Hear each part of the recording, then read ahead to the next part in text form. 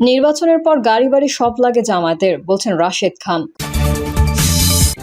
কক্সবাজারে দুর্ধর্ষ ডাকাতি, প্রবাসীর স্ত্রী কন্যাকে সংঘবদ্ধ ধর্ষণের অভিযোগ।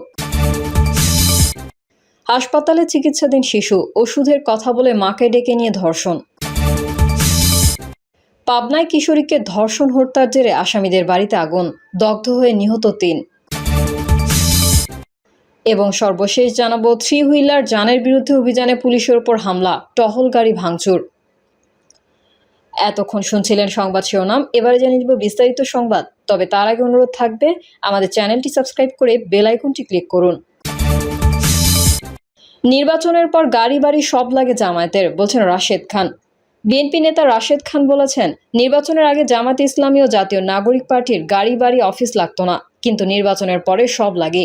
গণ অধিকার পরিষদ ছেড়ে বিএনপিতে আসা এই নেতা লেখেন, শুরুতে জামায়াত এনসিপি জোট বলল তারা ক্ষমতায় গেলে সরকারি বাড়ি গাড়ির সুবিধা নেবে না, অথচ তারা সংসদে ঢুকেই গাড়ি চেয়ে বসলো, এরপরে অফিস। রাশেদ খান বলেছেন, এখন আবার সংরক্ষিত নারী আসনের এমপি মার্দিয়া মমতাজ আপা বলছেন, আত্মীয়ের বাসায় থেকে সংসদে আসতে খুব কষ্ট হয়। তিনি নাকি কোনো প্রাইভেট বিশ্ববিদ্যালয়ের শিক্ষিকা ছিলেন, আবার নিয়মিত টক শোতে যেতেন। তাহলে আমার প্রশ্ন হলো, আপা কি এতদিন আত্মীয়ের বাসায় থেকে শিক্ষকতা ও টক শো করে বেড়াতেন? বিএনপি নেতা আবারও বলেন, তিনি একদিন আমার সঙ্গে গ্লোবাল টেলিভিশনে শিক্ষক ও রাজনৈতিক পরিচয়ের টক শোতে ছিলেন। জামায়াতের পক্ষে তার বক্তব্য শুনে আমি বলে ফেলি, আপা জামায়াত করেন, কিন্তু শিক্ষক ও রাজনৈতিক বিশ্লেষক পরিচয়ে টক শোতে আসা কি দরকার?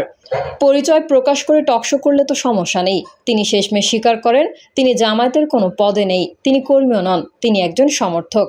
আপা একটা বক্তব্য বলেছিলেন, শরিয়া আইন আসমান থেকে আসা কোনো জিনিস না যে রাতারাতি বাস্তবায়ন হয়ে যাবে। শরিয়া আইন তো জামায়াতের নিজস্ব আইন, ঠিক জামায়াতে ইসলামের মতো।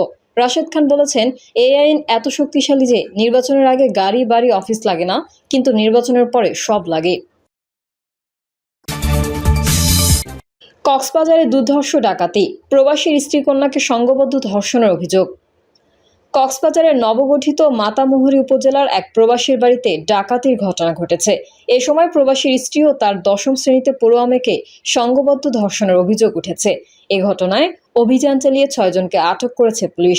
স্থানীয় সূত্রে জানা গেছে, ৮ থেকে ১০ জনের একটি সশস্ত্র ডাকাত দল বাড়ির জানালার গ্রিল কেটে ভেতরে প্রবেশ করে। তারা নগদ টাকা, স্বর্ণালঙ্কার সহ মূল্যবান মালামাল লুট করে নিয়ে যায়। এক পর্যায়ে ওই বাড়িতে অবস্থানরত প্রবাসীর স্ত্রী ও তার মেয়েকে সংঘবদ্ধ ধর্ষণ করে পালিয়ে যায়। পরে গুরুতর আহত মা ও মেয়েকে উদ্ধার করে প্রথমে চকরিয়া উপজেলা স্বাস্থ্য কমপ্লেক্সে নেওয়া হয়। সেখানে তাদের শারীরিক অবস্থার অবনতি হলে উন্নত চিকিৎসার জন্য কক্সবাজার সদর হাসপাতালে স্থানান্তর করা হয়। খবর পেয়ে চকরিয়া সার্কেলের সহকারী পুলিশ সুপার অভিজিৎ দাস সহ থানা পুলিশের একাধিক টিম ঘটনাস্থলে পৌঁছে তদন্ত শুরু করেন। ভুক্তভোগী স্কুল ছাত্রীর মামা সাইদুল ইসলাম মারুফ জানান, তার বোন ও তার স্কুল পড়ুয়া মেয়েকে পাশবিক অত্যাচার করেছে ডাকাত দল। বর্তমানে তার ভাগ্নির অবস্থা আশঙ্কাজনক। অতিরিক্ত রক্তক্ষরণের কারণে চিকিৎসকরা নিবিড় পর্যবেক্ষণে রেখে চিকিৎসা দিচ্ছেন। মাতামুহুরী পুলিশ তদন্ত কেন্দ্রের পরিদর্শক মোহাম্মদ মাসুদ ডাকাতি ও মামেকে ধর্ষণের ঘটনার সত্যতা নিশ্চিত করেছেন। এদিকে এই ঘটনাকে কেন্দ্র করে স্থানীয় জনতা ও আইনশৃঙ্খলা বাহিনী পুরো এলাকা ঘিরে ফেলে। মঙ্গলবার ভোর থেকে সকাল পর্যন্ত পরিচালিত অভিযানে ৬ জনকে আটক করা হয়েছে বলে জানা গেছে। আটকরা হলেন রেজাউল, মেহেদি, বাবু, কেফায়েত ও তানজিদ। তারা সবাই পূর্ব বড় ভেওলা ইউনিয়নের বাসিন্দা। চকরিয়া থানার ওসি মোহাম্মদ মনির হোসেন এই ঘটনায় ৬ জনকে আটকের তথ্য নিশ্চিত করেছেন এবং অধিকতর তদন্তে তিনি ঘটনাস্থলে রয়েছেন বলে জানিয়েছেন। হাসপাতালে চিকিৎসাধীন শিশু, ওষুধের কথা বলে মাকে ডেকে নিয়ে ধর্ষণ। নাটোর আধুনিক সদর হাসপাতালে অসুস্থ মেয়েকে চিকিৎসা করাতে আসা এক মাকে ধর্ষণের অভিযোগ উঠেছে হাসপাতালের ৩ আউটসোর্সিং সুইপারের বিরুদ্ধে। রোববার রাতে সদর হাসপাতালের ৬ষ্ঠ তলায় এই ঘটনা ঘটলে কোনো ব্যবস্থা না নিয়ে হাসপাতাল কর্তৃপক্ষ বিষয়টি ধামাচাপা দেওয়ার চেষ্টা করে বলে জানা গেছে। মঙ্গলবার ভুক্তভোগী নারীর বাবা বাদী হয়ে সদর থানায় একটি লিখিত অভিযোগ করেন। অভিযোগে হাসপাতালের ৩ আউটসোর্সিং সুইপার অমিত, অনিল এবং প্রাঙ্গণকে আসামি করা হয়েছে। অভিযোগ পাওয়ার পরপরই ৩ জনকে গ্রেফতার করেছে নাটোর সদর থানা পুলিশ। ভুক্তভোগীর পরিবার ও লিখিত অভিযোগ সূত্রে জানা যায়, নাটোর সদর উপজেলার বাসিন্দা ভুক্তভোগী ওই নারী ২ বছর বয়সী অসুস্থ কন্যাকে গত ৫ই জুন নাটোর সদর হাসপাতালের শিশু ওয়ার্ডে ভর্তি করেন। তার স্বামী পেশায় অটোরিকশা চালক। কাজের জন্য তার স্বামী বাইরে থাকায় ভুক্তভোগী নারী হাসপাতালে মেয়ের দেখাশোনার দায়িত্বে ছিলেন। ভুক্তভোগীর অভিযোগ, গত রোববার রাত ১০টার দিকে আসামি অমিত ওষুধ দেওয়ার কথা বলে তাকে ওয়ার্ড থেকে ডেকে নিয়ে যায়। এরপর তাকে জোরপূর্বক হাসপাতালের 6 তলার সিঁড়িঘরে নিয়ে ধর্ষণ করে। এ সময় অমিতের অপর দুই সহযোগী অনিল ও প্রাঙ্গণ সেই দৃশ্য মোবাইল ফোনে ভিডিও করে। পরবর্তীতে সেই ভিডিও দেখিয়ে তারা ভুক্তভোগী নারীকে ব্ল্যাকমেল করে এবং তাদের সঙ্গেও শারীরিক সম্পর্ক স্থাপনের জন্য চাপ ও হুমকি প্রদান করে। এদিকে শিশু ওয়ার্ডে দীর্ঘক্ষণ মাকে না পেয়ে শিশুটি কান্নাকাটি শুরু করলে বিষয়টি ওয়ার্ডে দায়িত্বরত নার্স ও ওয়ার্ড বয়দের নজরে আসে। তারা ওই নারীর খোঁজ শুরু করেন এবং হাসপাতালের আনসার সদস্যদের সাহায্য চান। পরবর্তীতে আনসার সদস্য আলামিন ও সালাউদ্দিন হাসপাতালের সিসিটিভি ফুটেজ পরীক্ষা করে 6 তলা সিঁড়িতে তাদের অবস্থান শনাক্ত করেন। এরপর তারা হাসপাতালের স্টাফদের নিয়ে সেখানে গিয়ে অভিযুক্তদের হাতে নাতে ধরে ফেলেন এবং ভুক্তভোগী নারীকে উদ্ধার করেন। ভুক্তভোগীর স্বামী জানান, তিনি পরের দিন সকালে হাসপাতালে এসে স্ত্রী ও কন্যাকে ওয়ার্ডে না পেয়ে খোঁজাখুঁজি শুরু করেন। পরে হাসপাতাল কর্তৃপক্ষের কাছ থেকে তিনি পুরো ঘটনা জানতে পারেন। পাবনায় কিশোরীকে ধর্ষণ হত্যার জেরে আসামিদের বাড়িতে আগুন, দগ্ধ হয়ে নিহত 3। পাবনা সদর উপজেলায় কিশোরী রিয়াকে ধর্ষণ ও হত্যাকাণ্ডের জেরে আসামিদের বাড়িঘরে অগ্নিকাণ্ডের ঘটনায় দগ্ধ হয়ে চিকিৎসাধীন অবস্থায় 3 জনের মৃত্যু হয়েছে। পুলিশ ও এলাকাবাসীর সূত্রে জানা গেছে, গত বুধবার বিকেলে পাবনার ভাড়ারায় পদ্মা নদীতে রিয়ার মরদেহ উদ্ধার করা হয়। পরের দিন 4 জুন তার মরদেহ দাফন করা হয়। দাফন শেষে উত্তেজিত জনতা আসামিদের বাড়িতে আগুন ধরিয়ে দেয়। এতে বাড়ির সিলিন্ডার বিস্ফোরণ হয়ে আশেপাশের বেশ কয়েকজন দগ্ধ হন। তাদের উদ্ধার করে হাসপাতালে ভর্তি করা হয়।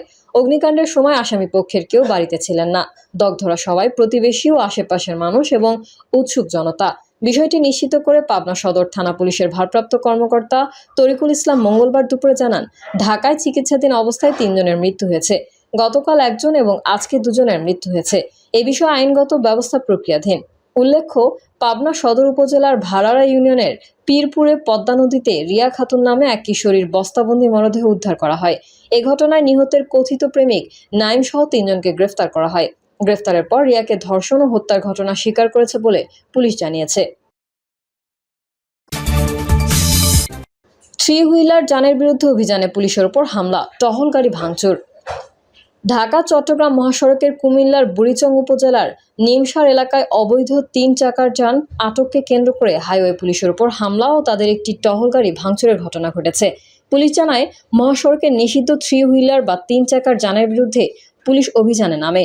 মঙ্গলবার দুপুরে নিমসার এলাকায় একটি 3 হুইলারকে আটক করে মামলা দেয় ময়নামতি হাইওয়ে পুলিশের একটি দল। পরে 3 হুইলারের চালকরা সংঘবদ্ধ হয়ে লাঠি সোঁটা নিয়ে মহাসড়কে অবস্থান নিয়ে হাইওয়ে পুলিশের ব্যবহৃত একটি ভ্যান ভাঙচুর করে। এ সময় পুলিশের এক সদস্য আহত হয়েছেন। অপরদিকে স্থানীয়দের ভাষ্য, একটি অটোরিকশা চালকের সঙ্গে এক পুলিশ সদস্যের কথা কাটাকাটি হয়। এক পর্যায়ে ওই পুলিশ সদস্য ওই অটোরিকশার সামনে গ্লাসে আঘাত করেন। এ সময় অন্যান্য চালকরা ক্ষুব্ধ হয়ে পুলিশের গাড়ি ভাঙচুর করে। এদিকে এই ঘটনার পর থেকে মহাসড়কে যান চলাচল বন্ধ হয়ে যায়। এতে চট্টগ্রাম লেনে 3 থেকে 4 কিলোমিটার যানজটের সৃষ্টি হয়। বর্তমানে যান চলাচল স্বাভাবিক রয়েছে। ওসি আব্দুল মমিন ঢাকা পোস্টকে বলেন, ঘটনার পর ঘটনাস্থলে অতিরিক্ত পুলিশ মোতায়েন করে পরিস্থিতি স্বাভাবিক করা হয়েছে। ঊর্ধ্বতন কর্মকর্তারা ঘটনাস্থলে আছেন। বিষয়টি নিয়ে পরে বিস্তারিত জানানো হবে। বর্তমানে পরিস্থিতি পুলিশের অনুকূলে রয়েছে বলে জানিয়েছেন তিনি। প্রিয় দর্শক, এই ছিল এখনকার সর্বশেষ সংবাদ। আপডেট ও সংবাদ পেতে চ্যানেলটি সাবস্ক্রাইব করে বেল আইকনটি ক্লিক করুন। কমেন্টে আপনার মতামত জানিয়ে আমাদের সাথেই থাকুন। ধন্যবাদ সবাইকে। আল্লাহ হাফেজ।